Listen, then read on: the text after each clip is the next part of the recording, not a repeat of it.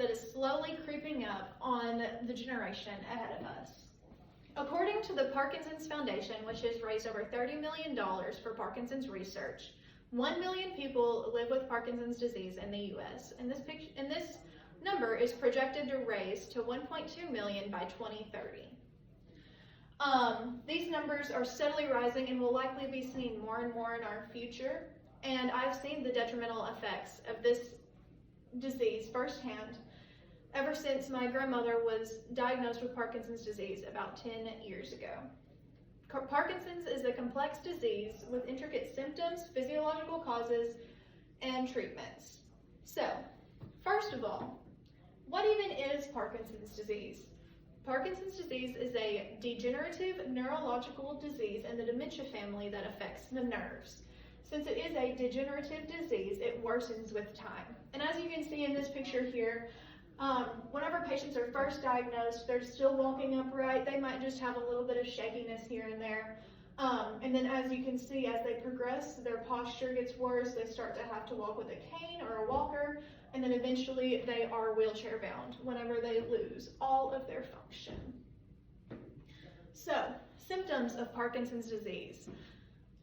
Motor symptoms can include stiffness, slowed movement, and persistent tremors.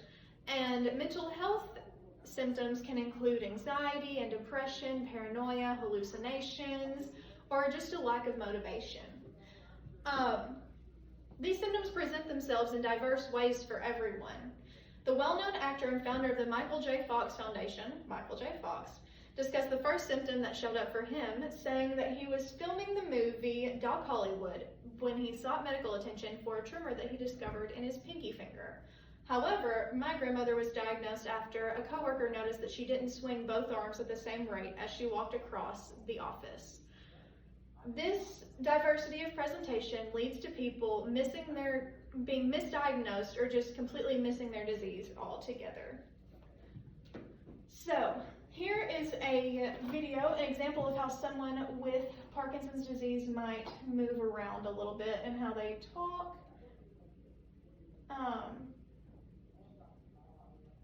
My name is David Gillow, and I'm from Glen, Virginia. I have Parkinson's disease. That's what I'm diagnosed as. And part of that is the tremors. Started out right hand, and that's the worst because that's primarily what I am right-handed. So just from that short clip, you can see that this man, his legs are shaking, his hands are also shaking, and it is very hard for him to get his words out, and his voice shakes, which is all very typical for Parkinson's disease, unfortunately.